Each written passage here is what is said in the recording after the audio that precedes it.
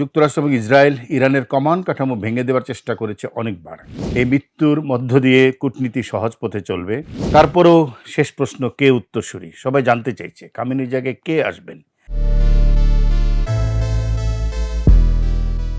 সবাইকে স্বাগত জানাই জার্নাল পর্যালোচনায়। সঙ্গে আছি সৈয়দ ইশতিয়াক রেজা। কথা বলবো ইরান পরিস্থিতি নিয়ে, আয়াতুল্লাহ আলী খামেনির মৃত্যুর পর কি অবস্থা হবে তা নিয়ে। আপনারা সবাই জানেন, এইবার যে আমেরিকা আক্রমণটি করেছিল ইসরায়েলকে সাথে নিয়ে, তার মূলত লক্ষ্য ছিল ইরানের নেতৃত্বকে হত্যা করা। ট্রাম্প তার ভাষণে স্পষ্ট করে বলেছেন রেজিম চেঞ্জ, অর্থাৎ শাসন ব্যবস্থার পরিবর্তন বা ইরানের সরকার পরিবর্তনই তার মূল এজেন্ডা। এবং তিনি যখন ইরানের জনগণকে আহ্বান জানিয়েছেন যে ক্ষমতা আপনারাই নেবেন, তখনই বোঝা গেল যে আসলে ইরানের সর্বোচ্চ নেতা আয়াতুল্লাহ আলী খামেনি বেঁচে থাকবেন না। আজ সকাল থেকে বাংলাদেশের মানুষ জেনেছে যে আয়াতুল্লাহ আলী খামেনি মারা গেছেন নিজের অফিসে কাজ করা অবস্থায়। সঙ্গে ছিল তার জামাত এবং নাতনি, তারা দুজনও মারা গেছেন। হঠাৎ করে বোমা এসে পড়ে এবং সঙ্গে সঙ্গে তাদের মৃত্যু হয়। মার্কিন প্রেসিডেন্ট ডোনাল্ড ট্রাম্প বলেছেন এখন ইরানের সাথে কথা বলতে সুবিধা হবে। এই মৃত্যুর মধ্য দিয়ে কূটনীতি সহজ পথে চলবে। মধ্যপ্রাচ্য জুড়ে যে প্রশ্ন বর্তমানে ঘুরছে তা হলো, সর্বোচ্চ নেতা না থাকলে ইরানের প্রজাতন্ত্র কি টিকবে? ইসলামী প্রজাতন্ত্র ইরান এমনভাবে গড়ে তোলা হয়েছিল যাতে কোনো এক ব্যক্তির উপর রাষ্ট্র নির্ভরশীল না থাকে। অনেকে সেটাই বলছেন এবং সেই জন্যই দেখা গেল ইরানের যে সবচেয়ে বড় বাহিনী, রেভলিউশনারি গার্ড বাহিনী, তারা বলছে খামেনির মৃত্যুতে তারা শোকাহত, কিন্তু প্রত্যাঘাত করতেও প্রস্তুত। আমেরিকা এবং ইসরায়েলের বাহিনীকে নিশানা করে ইতিহাসের সবচেয়ে তীব্র হামলার হুঁশিয়ারিও দিয়েছে তারা। এটাই প্রথম নয়। যুক্তরাষ্ট্র এবং ইসরায়েল ইরানের কমান্ড কাঠামো ভেঙে দেওয়ার চেষ্টা করেছে অনেকবার। গত বছর 2025 সালের কথা নিশ্চয়ই মনে আছে। তারা ভুয়া সাইবার অ্যাটাক করেছিল, সরাসরি আক্রমণ করেছিল, অনেক খবর ছড়িয়েছিল। তারপরেও দেখা গেল যে ইরানের সর্বোচ্চ নেতাকে হত্যা করা যায়নি। এমনকি যে বাংকারে তিনি ছিলেন সেখানে হামলা করেও শেষ পর্যন্ত তাকে মারা সম্ভব হয়নি।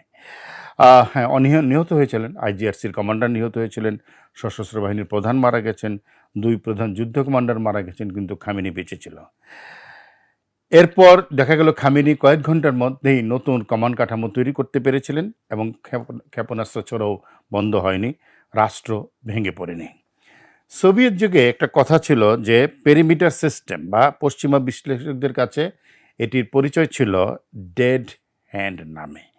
এর কাজ ছিল যদি নেতৃত্ব নিশ্চিত হয়ে যায় তবু স্বয়ংক্রিয়ভাবে পারমাণবিক প্রতিশোধ বোমা ছোড়া হবে এবং সারা পৃথিবীকে ধ্বংস করে দেওয়া হবে।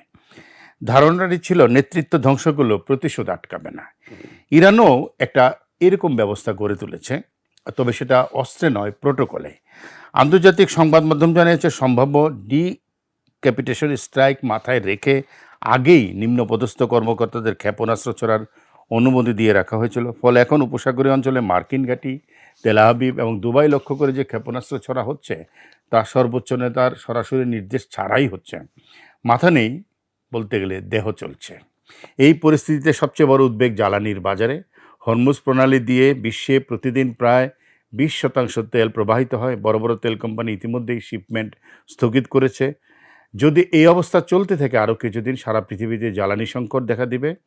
এবং একই সাথে ইরানের সামরিক কাঠামো যদি ভেঙে পড়ে, তারপরে কোন মডেল সামনে আসবে সেটি পরিষ্কার নয় কারো কাছে।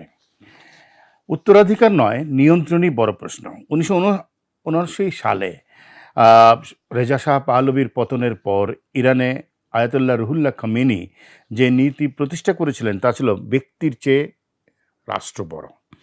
1989 সালে তার মৃত্যুর পর বর্তমানে যিনি মারা গেলেন আলী খামেনি দ্রুতই দায়িত্ব নিয়েছিলেন, যদিও তখন তার ধর্মীয় যোগ্যতা নিয়ে প্রশ্ন উঠেছিল। এতে প্রমাণ হয় সংকটেও কাঠামো কাজ করতে পারে, কিন্তু সক্ষমতা আর স্থিতিস্থাপকতা সবসময় এক নয়। গত 9 মাসে নেতৃত্বের 2টি পূর্ণ স্তর হারিয়েছে এই প্রতিষ্ঠান।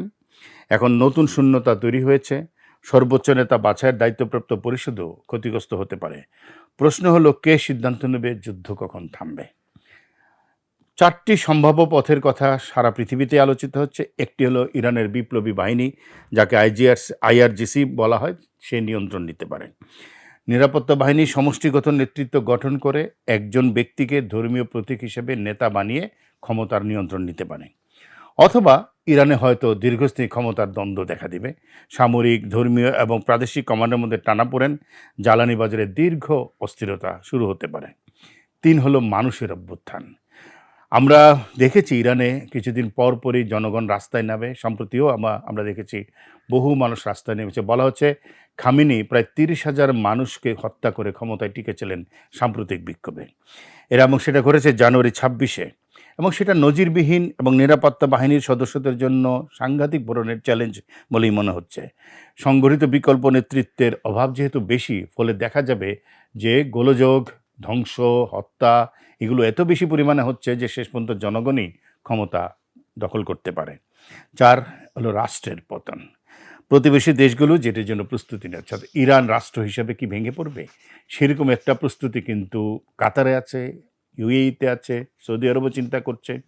ফলে ইরানের অস্তিত্ব সংকট এখন একটি বড় প্রশ্ন। প্রায় দৃশ্যপটে একটি বিষয় স্পষ্ট যে অন্তত ৬০ থেকে ৯০ দিনের লাগতে পারে নতুন শক্তিকেন্দ্র গড়ে উঠতে এবং সামরিক ইউনিটগুলোকে উত্তেজনা কমাতে। তারপরেও শেষ প্রশ্ন, কে উত্তরসূরি? সবাই জানতে চাইছে খামেনির জায়গায় কে আসবেন। কিন্তু এর চেয়ে জরুরি প্রশ্ন হলো, আগে থেকে অনুমোদিত ক্ষেপণাস্ত্র হামলা কি বন্ধ হবে? সেই প্রশ্নটি একটি বড় প্রশ্ন। ইরান ঘোষণা করছে যে খামেনির মৃত্যুর পর অন্তর্বর্তী সময় দেশ পরিচালনার তত্ত্বাবধান করবেন প্রেসিডেন্ট, বিচার বিভাগের প্রধান এবং গার্ডিয়ান কাউন্সিলের একজন ধর্মীয় নেতা। বিবিসির আরেক খবরে বলা হয় এখন অ্যাসেম্বলি অব লিডারশিপ এক্সপার্টস খামেনির উত্তরসূরি নিয়োগের চেষ্টা করছে। নতুন সর্বোচ্চ নেতা বসতে সময় লাগবে, কিন্তু যুদ্ধের সিদ্ধান্ত ঘন্টায় ঘন্টায় নিতে হবে। এর মধ্যেই উপসাগরীয় অঞ্চলে মার্কিন ঘাঁটি, হরমুজ প্রণালী, এমনকি দুবাইয়ের মতো শহরগুলো নিজেদের সংকট সামলাতে ব্যস্ত হয়ে পড়তে পারে। ইসলামী প্রজাতন্ত্র গড়ে উঠেছিল নেতাদের টিকে থাকার বাইরে টিকে থাকতে, কিন্তু নেতৃত্বহীন অবস্থায় কখন থামতে হবে সেই প্রশ্নের উত্তরই কার কাছে আছে? ইরানের জনগণের কাছে প্রশ্ন, অথবা সারা পৃথিবীর কাছে আসলে প্রশ্ন, ইরান এখন কোন পথে হাঁটবে?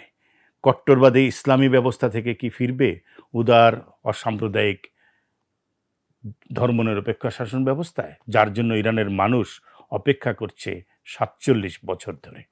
আজ এ পর্যন্তই। সবাই ভালো থাকবেন, সুস্থ থাকবেন।